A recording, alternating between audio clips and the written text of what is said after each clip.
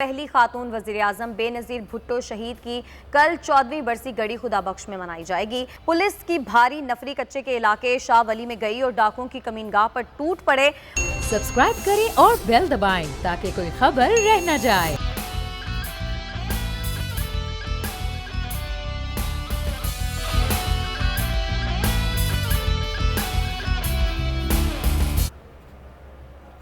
अस्सलामुअलैकुम नाज़रीन, प्रोग्राम में आपको कहेंगे खुशामदीद। मैं हूँ महविश तबस्सुम और मेरे साथ मौजूद हैं बोल न्यूज़ के एडिटर इन चीफ नज़ीर लगारी साहब। नाज़रीन, पीपल्स पार्टी की चेयरपर्सन और आलमे इस्लाम की पहली खातून वज़ीर-ए-आज़म बेनज़ीर भुट्टो शहीद की कल 14वीं बरसी गड़ी खुदाबख्श में मनाई जाएगी। बरसी के तमाम इंतजामात मज़ार कमेटी और पीपल्स पार्टी ने मुश्तरका तौर पर मुकम्मल कर लिए हैं और मुल्क के मुख्तलिफ मकामात से बरसी में शिरकत के लिए कारकुनों की आमद का सिलसिला आज शाम से ही शुरू हो जाएगा। और सरकारी तौर पर तो वज़ीर आला सिंध मुराद अली शाह समेत मुख्तलिफ आला अफसरान ने मुतादिद बार इजलास मुनक्किद करके इंतजामात का जायजा मुकम्मल कर लिया है और सिक्योरिटी समेत मुख्तलिफ जो उमूर हैं उनको हतमी शक्ल भी दे दी है। बरसी के मौके पर फुल प्रूफ सिक्योरिटी को भी आखिरी शक्ल दे दी गई है। CCTV कैमरों का पूरा जाल बिछाया गया है उस इलाके में। और कल बिलावल भुट्टो जरदारी, आसिफ अली जरदारी, वज़ीर आला सिंध समेत मुख्तलिफ रहनुमाओं की जानिब से खिताब भी मुतवक्के है। लगारी साहब, ज़रा 14 साल पीछे जाते हैं, क्योंकि जब बेनज़ीर भुट्टो शहीद की उनकी शहादत की जब खबर मिली थी तो हर बंदा ही एकदम पहले तो शॉक्ड हो गया था, फिर ज़ाहिर गमज़दा था, लोग रोने लग गए थे। सड़कों पर जो सूरत हाल थी वो भी आपके सामने थी।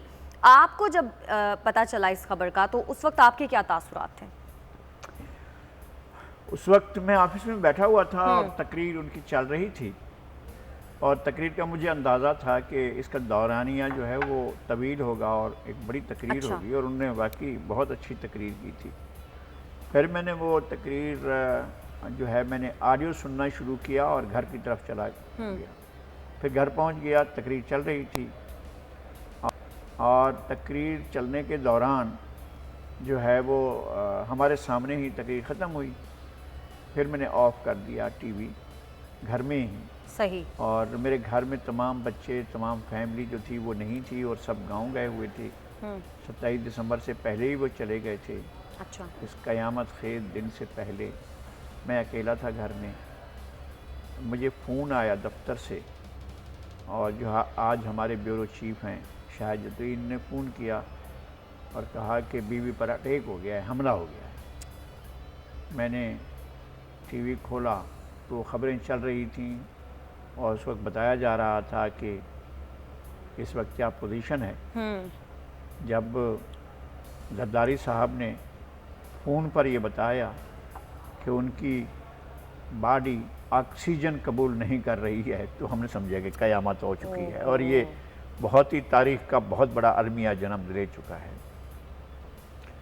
मैं समझता हूँ कि ये हमारी तारीख़ के जितने बड़े वाक़यात हैं, 3 वज़राए आज़म की लाशें हमने रावलपिंडी से उठाई हैं और रावलपिंडी हमारे 3 बड़े सियासतदानों का मक्तल है और रावलपिंडी को ही इसका जवाब देना होगा कि लियाकत अली ख़ान कैसे शहीद हुए।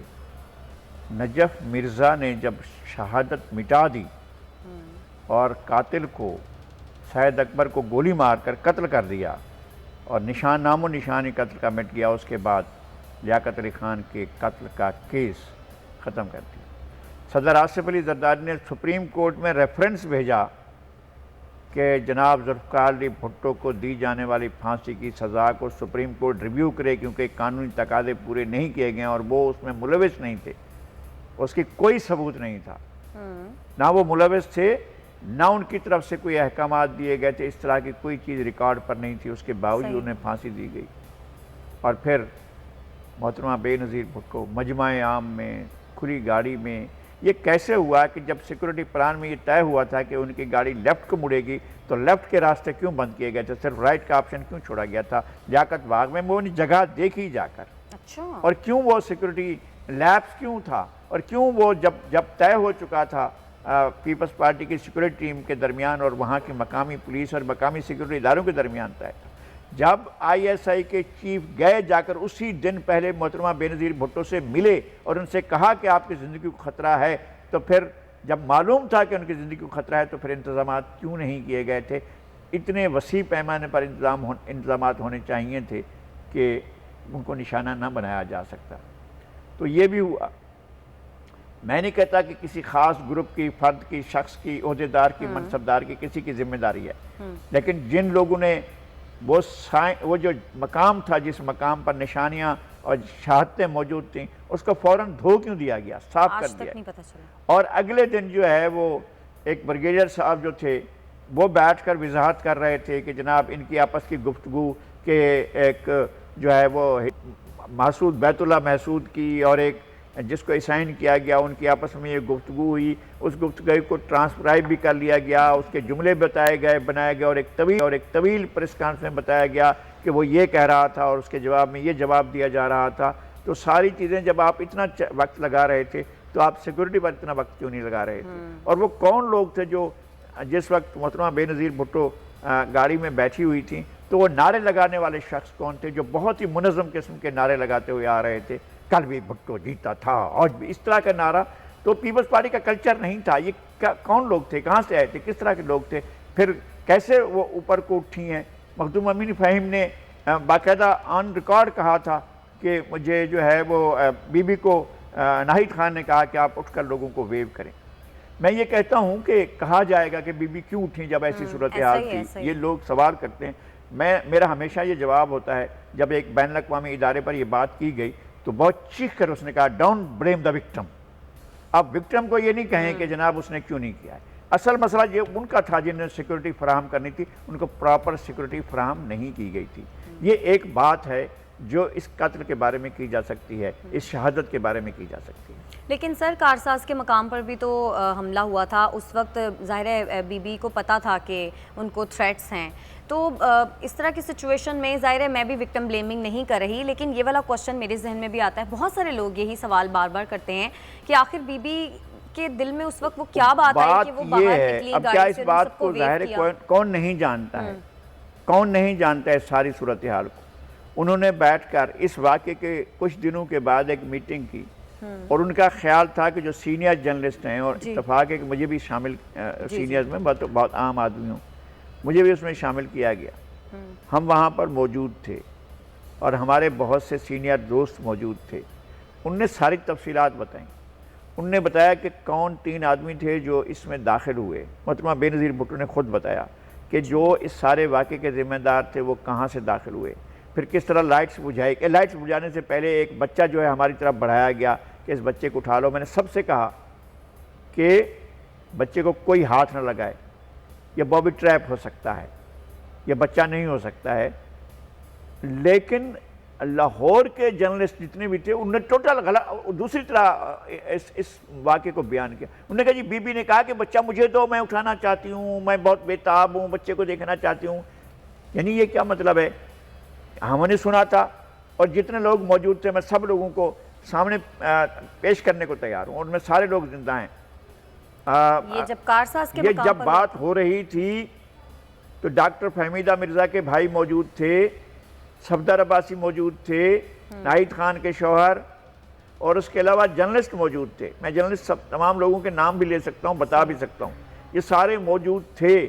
उनकी मौजूदगी में बात हुई और वो बता रही हैं कि यहाँ पर किसी एक ग्रुप के 3 लोग दाखिल हुए थे। फिर उन्होंने कहा कि बच्चा जो था वो बॉबी ट्रैप के तौर पर हमारे हवाले किया जाने का मंसूबा बनाया गया। मैंने अपने तमाम साथियों से कहा कि नहीं, बच्चे को कोई नहीं उठाएगा। उसके बाद बत्तियां बुझाई गईं तो मैं समझी कि ये वाक़या जो है ये कुछ होने वाला है। सही। उन्होंने कहा मैं थक चुकी थी, मैं नीचे जाकर ट्रक में एक जगह बैठ चुकी थी, अगर मैं थक जाऊँ तो नीचे जाकर बैठूँ। मैं और आबदा हुसैन नीचे चले गए, और जब नीचे चले गए तो मैंने अपना जूता उतार कर देखा कि मेरा पाँव जो है वो कुछ स्वेलिंग कर रहे थे। तो उस वक्त मैं बैठी ही थी कि यहाँ धमाका हो गया, तो धमाके की आवाज़ से ट्रक लरज़ गया। ये हुआ है। एक दिन पहले जो होम सेक्रेटरी सिंध ने दाखिल किया था उसमें यह था कि रास्ते में धमाका भी हो सकता है। यार जब ये मालूम हो गया कि रास्ते में धमाका हो सकता है तो निगरानी भी तो की जानी चाहिए। बिल्कुल की जानी चाहिए थी। लगारी साहब भी बात करेंगे, लेकिन हो रही है बेनज़ीर भुट्टो की शहादत के हवाले से। लगारी साहब, आपकी ज़ाहिर बीबी से मुलाकातें भी बहुत सारी रहीं, आपने उनकी शख्सियत को कैसा पाया, ज़रा इस बारे में भी नाज़रीन को बताइएगा। बहुत नफीस, बहुत हलीम तबा, बहुत खुशगुफ्तार, बहुत ही बहुत ही फ्रेंडली बात करने वाली और किसी जो है कॉम्प्लेक्स में मुब्तला नहीं थी।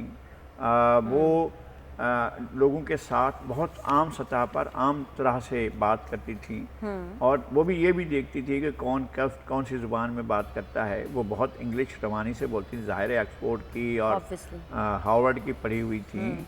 जबकि जब 2002 का इलेक्शन हुआ था तो हमने कहा था कि मदरसों से जो बच्चे फारिग उल तहसील हुए वो उनकी डिग्री को डिग्री माना जाएगा। बेनज़ीर हार्वर्ड पढ़ी और ऑक्सफोर्ड में पढ़ी, लेकिन उनकी डिग्री को नहीं माना गया और 60 ऑब्जेक्शन लगाए गए उनकी डिग्री के ऊपर। तो ये भी एक ज़माना था। तो बहरहाल याद नहीं कि कितनी मुलाकातें होंगी, वो ज़ाहिर है वो दर्जनों नहीं, बीसियों नहीं, बहुत सी मुलाकातें हमारी थीं और बहुत दफ़ा मिले। वो एक बहुत ही बिल्कुल बहनों की तरह हम इसी तरह समझते थे और इसी तरह से हम उन्हें हमें देखते थे। और हमारे लिए एक पॉलिटिकल लीडर, एक डायनामिक पर्सनैलिटी और एक लोगों को बहुत मुतासर करने वाली शख्सियत थी। उनके बारे में क्या कहा जाए, वो सोचती बहुत कमाल का थी, वो अपनी बातों में बहुत बाकमाल थी और वो नतायज अखज़ करने में बहुत, और उनको पता था कि मुझे इंस्पायर नहीं किया जाएगा। उस मुलाकात में मैं तो ऑन रिकॉर्ड कह रहा हूँ, उन्होंने कहा था कि मुझे नहीं छोड़ा जाएगा और मुझे जो है इंस्पायर नहीं किया जाएगा। तो वो इस दुनिया से चली गई, लेकिन उनके लिए ये ऑप्शन था कि वो फ़रार हो जाएं, वो चली जाएं। वो लोग कहते हैं बेनज़ीर ने डील कर ली, भी तालियां बजा रहे थे। मेरे एक दोस्त ने नज़्म लिखी, डील कर ली, तुमने डील कर ली और तुम ये क्या कर लिया कि तुमने ये डील कर ली, तुम्हें तो लोगों के लिए लड़ना चाहिए था। मैंने कहा कि मरने के लिए कोई आता है क्या? ये तो जानते हुए आई हैं, अभी वो नहीं शहीद हुई हैं। उससे पहले मैंने उनसे कहा कि भाई ये इनके लिए हालात ऐसे नहीं है कि ज़िंदा रह सकें, वो आई हैं, कोई भी नतीजा निकले वो आई हैं। वो बैठकर अपनी जिस जगह पर कब्र बनी है यहाँ आकर बैठ गई थी और बाप की कब्र को देखती रही थी और फिर ये कहा कि यहाँ मेरी कब्र बनेगी। तो कोई इस तरह होता है। उन्होंने नज़्म लिखी कि मैंने जाना है हर सूरत में, मैंने पाकिस्तान जाना है, अपने वतन में जाना है, अपने देश में जाना है, मैंने सिंध में जाना है, मैंने लाड़काना जाना है, मैंने नौदेरो जाना है, मैंने गढ़ी खुदाबख्श जाना है, बिल आखिर मैंने गढ़ी खुदाबख्श जाना है। ये नज़्म में लिखा हुआ है, अब भी नज़्म मौजूद है उनकी नज़्म। तो जाने के लिए, अपने वतन आने के लिए बहुत बेताब थी। वो अरेंजमेंट नहीं करती थी आने के लिए कि अरेंजमेंट करें, अब उधर से बात करें, इधर से बात करें, वहाँ से रास्ता निकालें, इधर से रास्ता निकालें, अयाज सादे को भेज दें, फिर वो आकर ऐलान कर दें कि जनाब वो सारे के सारे तालियां बजाएं। हाँ। अच्छा लगाई साहब, आसफा भुट्टो ज़रदारी की बड़ी मुमासलत है, लोग कहते हैं, ज़ाहिर है हम देखते भी हैं जिस तरह से वो तकरीर करती हैं तो एकदम से बीबी का अक्स नज़र आता है उनमें। तो आप ये समझते हैं कि आसफा भुट्टो ज़रदारी को भी पार्टी में आगे आना चाहिए था, जिस तरह से बिलावल भुट्टो ज़रदारी लीड कर रहे हैं? आसफा भुट्टो सिर्फ तभी आती हैं जब बिलावल नहीं होते। वो हैं पॉलिटिक्स में। मेरा अपना एक ख्याल है कि वो आइंदा इलेक्शन में भी हिस्सा लेंगी। अच्छा। और पॉलिटिक्स में उनका एक रोल रखा हुआ है। वो बिल्कुल अपनी वालदा की तरह हैं। मैं एक दफ़ा ज़रदारी साहब का इंटरव्यू कर रहा था नवाब शाह में, तो कहने लगी क्या मैं देख सकती हूँ? मैंने कहा हाँ बैठें, आप एक तरफ बैठ जाएँ और हम आपस में गुफ्तगू करेंगे। नहीं, यहाँ नहीं बैठना चाहती, मैं बाहर बैठना चाहती हूँ और मॉनिटर पर देखना चाहती हूँ कि किस तरह से उनका इंटरव्यू हो रहा है। और she said on the ground. अच्छा। हाँ, फर्श पर बैठ गई और सामने मॉनिटर, हमारा अपना मॉनिटर लगा हुआ था, उस पर बैठ गई और वो देखती रहीं। और फिर उसके बाद आकर कहीं मैं बहुत खुश हुई और कहने लगी कि मुझे बहुत अच्छा लगा है कि ये इंटरव्यू होते हुए देखते हुए। तो वो आसिफ अली ज़रदारी की जहानत, सियासी होशियारी, बहुत दूर अंदेशी, बहुत दूर तक देखने वाले हैं। और मोहतरमा बेनज़ीर भुट्टो की जितना भी सहर था उनकी ज़ात के अंदर, वो सारा आसफा की उसमें मौजूद है। वो आसफा बिल्कुल ऐसा लगती हैं कि जैसे अपनी माँ का साया हूँ, जैसे अपनी माँ का पर्दा हूँ। मैंने आसफा को बहुत कम उम्र में माँ की गोद में भी देखा है और उनको इस उम्र में भी देखा है। और हम लंदन में मुलाकात एक दफ़ा हुई थी बीबी के साथ, कोई हमारी मुलाकात 8-9 घंटे की थी, 10 घंटे की थी और वो बहुत ही तवील मुलाकात थी। उसमें कुछ हमारे और दोस्त मौजूद थे, कायम अली शाह अल्लाह उन्हें और ज़िंदगी दे वो मौजूद थे, और ज़ियाउद्दीन साहब फौत हो गए हैं, मखदूम अमीन फ़हीम साहब फौत हो गए, लेकिन यूसुफ टालपुर साहब हयात हैं, पीर मजहरुल हक साहब हयात हैं, अपना हमारे लाशारी साहब जो हैं Mushtaq Lashari, royal borough of Kingston Chelsea के डिप्टी मेयर रहे हैं, वो मौजूद थे और बहुत से हमारे दोस्त मौजूद थे, ज़फ़रुल्लाह खां मौजूद थे, शिराज पराचा मौजूद थे और बहुत से दोस्त मौजूद थे। और हमारी मुलाकात, जावेद सुमरो कुछ देर वो मजा है, फिर वो चले गए थे, तो हमारी मुलाकात हुई थी। उस मुलाकात में भी ये आकर माँ की गोद में बैठ गई थी, बहुत छोटी सी बच्ची थी ये, उस वक्त तकरीबन 6 साल की, तकरीबन 5-6 साल की थी, तो वो भी थी। लेकिन तवील मुलाकात थी, वो थोड़ी देर के बाद चली भी गई थी।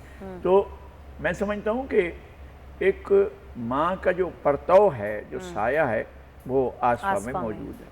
ठीक है, चलें लगाई साहब ब्रेक ले लेते हैं। नाज़रीन, ब्रेक से जब हम वापस आएंगे तो कुछ बात करेंगे साबिक चीफ जज राना शमीम के हवाले से। फवाद चौधरी साहब ये कहते हैं कि राना शमीम ने हल्फनामा नवाज शरीफ के दफ्तर में उनके सामने नोटराइज कराया। इस पर बात करेंगे, साथ रहिएगा।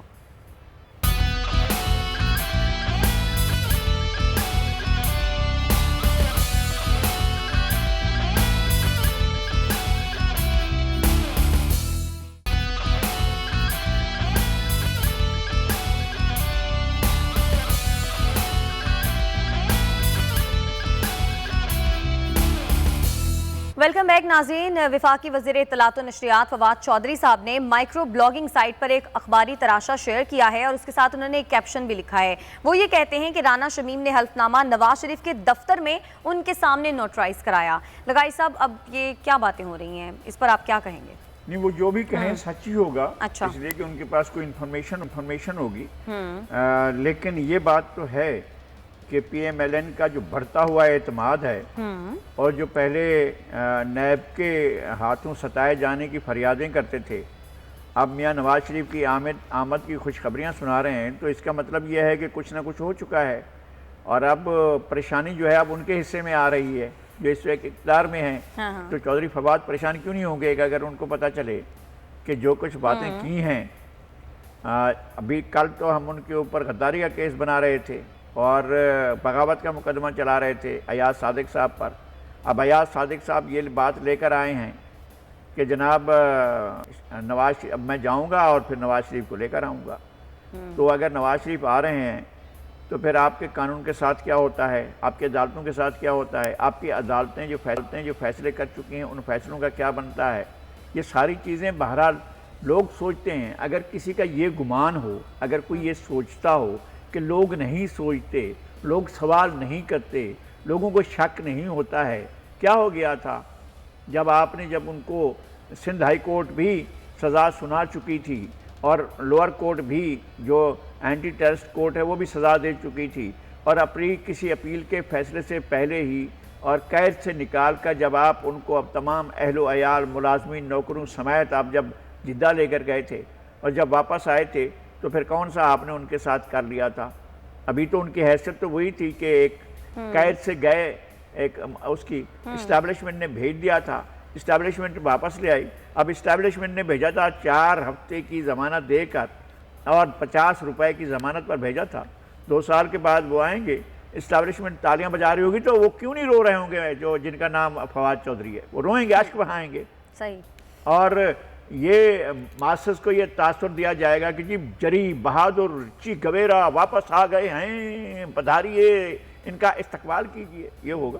सही। अच्छा लगाई साहब, मुस्लिम लीग नून के जो सीनियर रहनुमा हैं उनके बयानात में खुला तजाद है। हमजा शहबाज ताब किया था, उन्होंने कहा कि पाकिस्तान से खिलवाड़ करने वालों को कटहरे में लाएंगे अब जब नून लीग हुकूमत में आएगी। साद रफीक साहब कहते हैं कि नून लीग को एक मौका और मिले, नून लीग बदला नहीं लेगी। समझ में नहीं आ रहा, एक कह रहे हैं कि बदला नहीं लेंगी, एक कह रहे हैं कि बदला लेंगे। ये फैसला तो मियाँ नवाज शरीफ साहब ने करना है।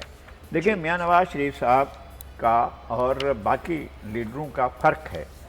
बाकी लोग जमहूरियत चाहते हैं कि मुल्क में जमहूरियत बहाल हो, और हिज रॉयल हाइनेस ये चाहते हैं कि बादशाही जो है वो कायम की जाए, वो बादशाहत कायम करना चाहते हैं, वो मुनारकी लाना चाहते हैं। उनके बारे में कहा गया था कि वो अमीरुल मोमिनीन बनना चाहते हैं। तो अब इस्टेब्लिशमेंट के अंदर दरार भी है, सोच व फिक्र का तजाद भी है और उसकी कमज़ोरियाँ भी हैं। एक और बड़ी बात है कि हम दुश्मन जिसको समझते हैं उसके साथ हमने अपने ताल्लुकात बहाल करने हैं। वहाँ कश्मीर का मसला रखा हुआ है। इंडियन ट्रक जो हैं वो आपकी मोटरवेज़ पर चलेंगे, जो ट्रेड लेकर जाएंगे, हम पहले तो उनको भेजेंगे कि जनाब ये अफ़गानिस्तान के साथ तिजारत कर रहे हैं, और फिर वो बड़ी तिजारत शुरू हो जाएगी जो उसकी सेंट्रल एशिया के लिए होगी, मार्केट बनाएंगे। हमें क्या मिलेगा भाई? आप बेशक मियाँ नवाज शरीफ तशरीफ़ लाएँ, वज़ीर आज़म बन जाएँ, अमीरुल मोमिनीन बन जाएँ, बादशाह वक्त बन जाएँ, सरबराह मुमलिकत बन जाएँ, जब इंडिया को आप ऑप्शन देंगे कि ठीक है जाएँ ट्रेड करें, तो यहाँ हमारे पास क्या होगा? आपने सी पैक बनाया, क्या इंडस्ट्रियल जोन कहाँ डेवलप हुए हैं? आपके पास एनर्जी का बहरान चल रहा है, गैस आपके पास नहीं है, इंडस्ट्री आपके पास लगी नहीं है, आप राहदारी बने हुए हैं या इंडिया के लिए या चीन के लिए। आप करते ना, आपके जॉब एम्प्लॉयमेंट्स तो आती ना, आपके पास जॉब्स तो आती हैं, आपके इंडस्ट्री लगती, कुछ भी नहीं हुआ है।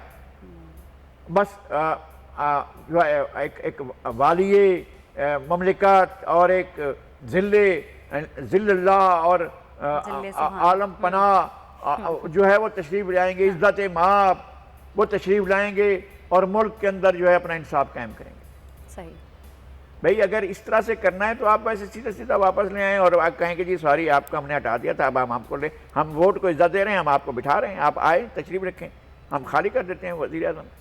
फिर इनको ये होता है कि जी वो फिर सीखना शुरू कर देंगे और हीरो बनने की कोशिश कर रहे हैं, सही, जिनने मुल्क को इस हाल तक पहुंचा है। बिल्कुल। चलें लगाई साहब, थोड़ा आगे बढ़ते हैं। रुझान के हवाले से खबर दी थी कि मगवी ताजिर जो कि 30 रोज़ से लापता है और पुलिस ने अभी तक कोई कार्रवाई नहीं की थी, पता ही नहीं था कि वो जिंदा भी हैं या मर गए, उनके अहले खाना भी इस वक्त सरापा एहतजाज हैं। तो कल हमने जब अपने प्रोग्राम में बात की तो उसके बाद पुलिस एक्शन में आई है।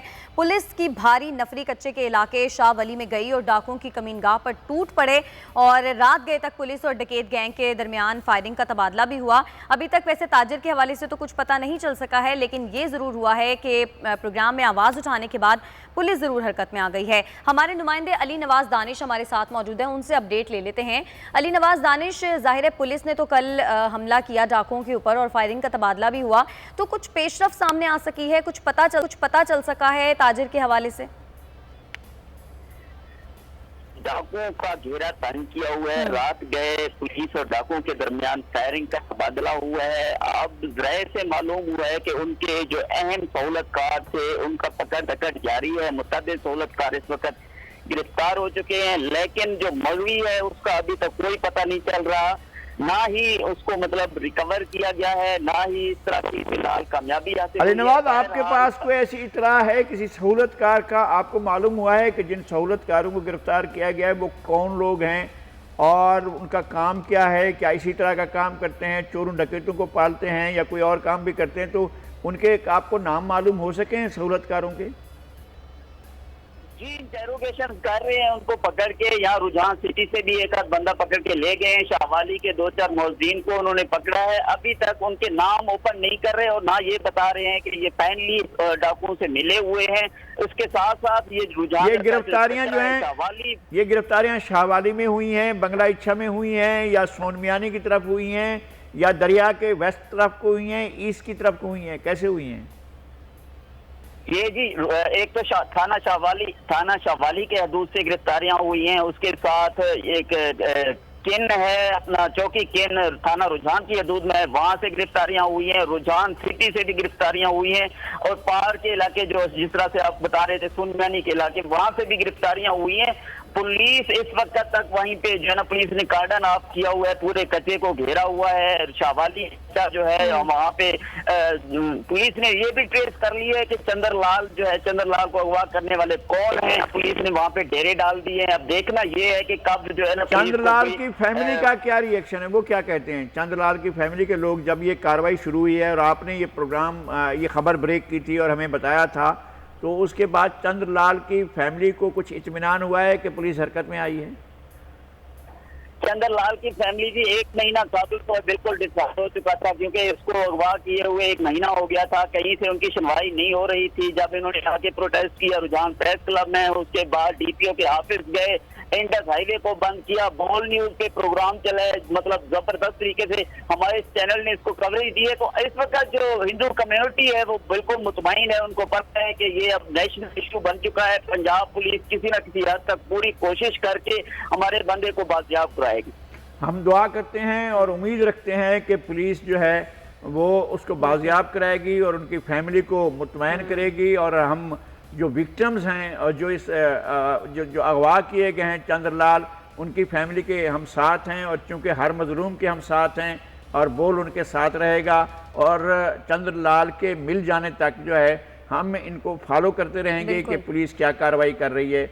आपने हमें अपडेट किया, आपका बहुत शुक्रिया। मैं बिल्कुल बिल्कुल अली नवाज दानिश, आपका बहुत शुक्रिया। और बिल्कुल लगारी प्रोग्राम में हमेशा इस तरह के जो भी मौज़ूआत होते हैं, इस तरह के जो भी वाक़यात होते हैं जिनकी कोई सुनने वाला ना हो, उस हवाले से हम बात करते रहेंगे। थोड़ा आगे बढ़ते हैं, मकबूजा वादी की बात करते हैं। लगारी साहब, भारत की जारहाना कार्रवाइयाँ अभी तक थम नहीं सकी हैं और मज़ीद 3 कश्मीरी नौजवान शहीद कर दिए हैं। जाहिर है कि इंडिया अपने जुल्म व सितम को बढ़ाता जाएगा। इंडिया 2 चीज़ें करना चाहता है, वो ये कि कश्मीर अपना गासिबाना कब्ज़ा, अपना जाबिराना कब्ज़ा और उसकी किसी भी आलमी कवानीन की रूगर्दानी करते हुए और आलमी जो हमारे जितने कन्वेंशंस हैं उन तमाम की खिलाफ वर्जी करते हुए इंडिया कश्मीर पर एक गासिब के तौर पर एक कब्ज़ा गिर के तौर पर वहाँ बैठा हुआ है और उसने उसको मकबूजा इलाका बनाया हुआ है और उसको बांट दिया है लद्दाख को और वादी को और जम्मू को 3 हिस्सों में। लेकिन हम ये समझते हैं कि ये सारे के सारे इलाके, ये पूरे का पूरा कश्मीर, लद्दाख से लेकर जम्मू तक, हम इसके ये पाकिस्तान का हिस्सा हैं, क्योंकि यहाँ के लोगों ने हमेशा अपने आप को पाकिस्तान का शहरी समझा है। उन्होंने इस ग़ुलामी को कबूल नहीं किया है जो पिछले 74 साल से या जो है उससे पहले सिखा वो जो राज था अपना हरी सिंह का राज था, डोगरा राज जो था, उसको भी तस्लीम नहीं किया था और उसको अब भी वहाँ के लोगों ने तस्लीम नहीं किया है। ये जबर और ये जुल्म मुसलसल हो रहा है, शहादतें होती हैं, असमतें पामाल होती हैं, लेकिन कश्मीरियों की विल, उनकी क़ुव्वत इरादी को मस्मार नहीं किया जा सका, पसपा नहीं किया जा सका। ये जद्दोजहद जारी रहेगी आज़ादी का सूरज तलू होने तक। ठीक है, ब्रेक ले लेते हैं। ब्रेक से जब हम वापस आएंगे तो फिर मज़ीद बात करेंगे। आप हमारे साथ रहिए।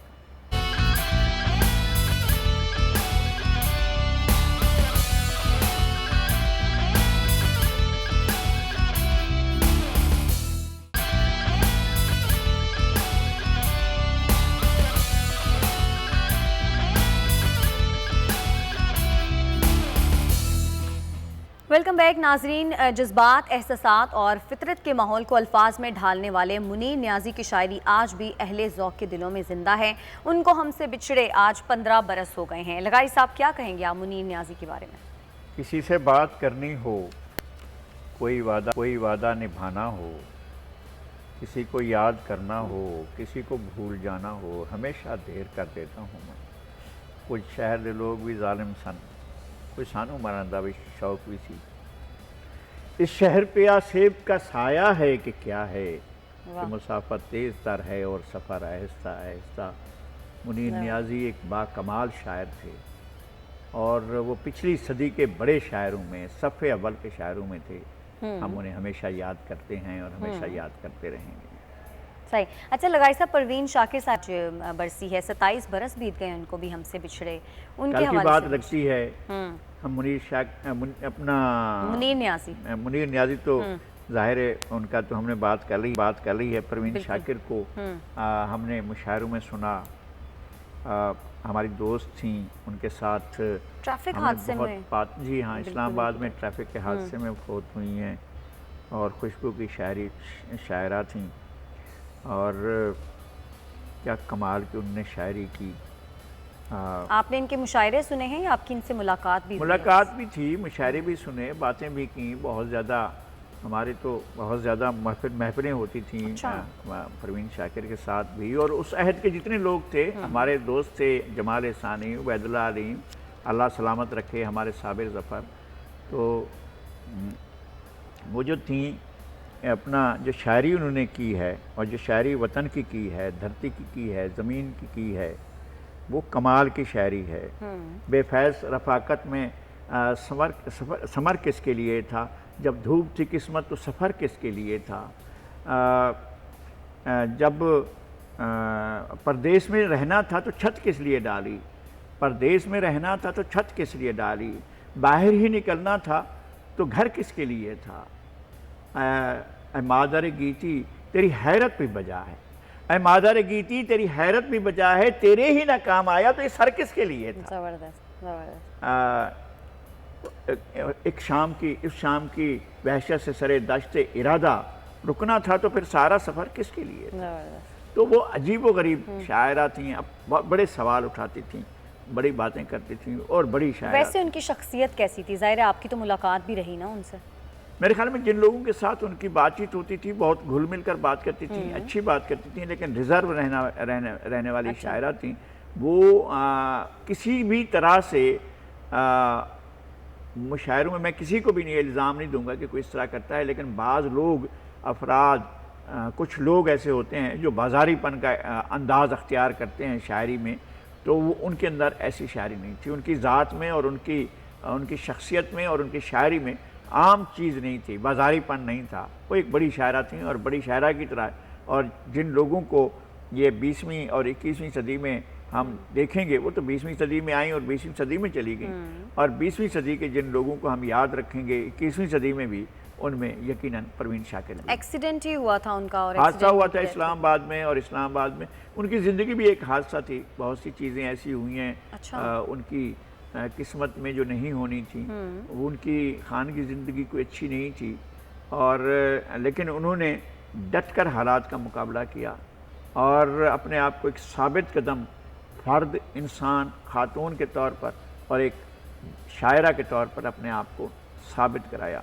वो बहरहाल बड़ी शायरा। आजकल के दौर में हैं उनके जैसी कोई शायरा? हाँ हाँ, बेशुमार लोग हैं, हम सबकी इज़्ज़त करते हैं। ख़वातीन शायरा बहुत हैं आज के दौर में, बड़ी गज़ल लिख रही हैं, अम्बरीन हसीब अंबर, और बहुत से और हमारे यहाँ की शायरा हैं। रिहाना रूही शायरी करती हैं, इशरत आफरीन शायरी करती हैं।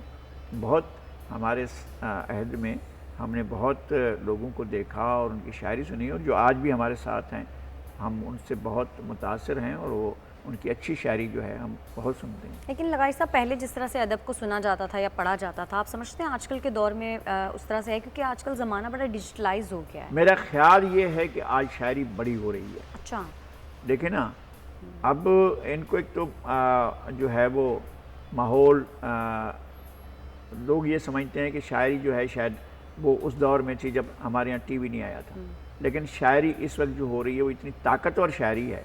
ये अफकार अरबी की शायरी और उमैर की शायरी और जो है अपना हाफी, उनकी शायरी, इस तरह के और बहुत से शायर हैं जो अपना आप मनवा रहे हैं। हाँ, वो हारिस खलीक की शायरी, भाई क्या कमाल है। उस शख्स ने आज के दौर के नौजवान, अब मैं तो उनको बुजुर्ग नहीं कहूँगा, नौजवान शायर होते हुए अपने आप को उनने सब्त कर दिया है, जिस तरह सब्त कर देना होता है। इसी तरह से अब्बास ताबिश क्या शायर है भाई।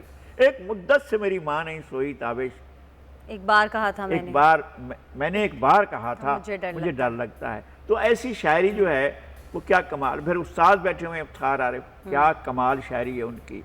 एक एक जो है वो एक एक शेर उनका पढ़ने का होता है, ऐसा लगता है कि जैसे ज़रबुल मिस्ल कह रहे हैं, इस तरह के शेर कहते हैं इफ्तिखार आरिफ। साबिर ज़फ़र की शायरी है, साबिर ज़फ़र रोज़ाना अपनी शायरी भी सोशल मीडिया पर शेयर भी करते हैं। और फिर जितने भी थीम सॉन्ग्स हैं, जितने ड्रामे चलते हैं, उनके थीम सॉन्ग साबिर ज़फ़र, हाँ साबिर ज़फ़र के होते हैं, लिरिक्स जो लिखने होते हैं। साबिर, हाँ, रकीब अपना किसी दर से अगर खैरात पाले तो उसे कहना तेरा कशकोल अच्छा है, तेरा तर्ज़े गज़ाई खूबसूरत है। हमारे जो ड्रामे हैं, उनके जो OST हैं, जो गाने हैं, उनके लिरिक्स बहुत ज़बरदस्त होते हैं। वो सारे साबिर ज़फ़र लिखते हैं। और ये सब लोग उसके पास होते हैं कि जनाब अब हमारा थीम सॉन्ग लिखना है। तो वो बाहर बहुत बड़े शायर हैं।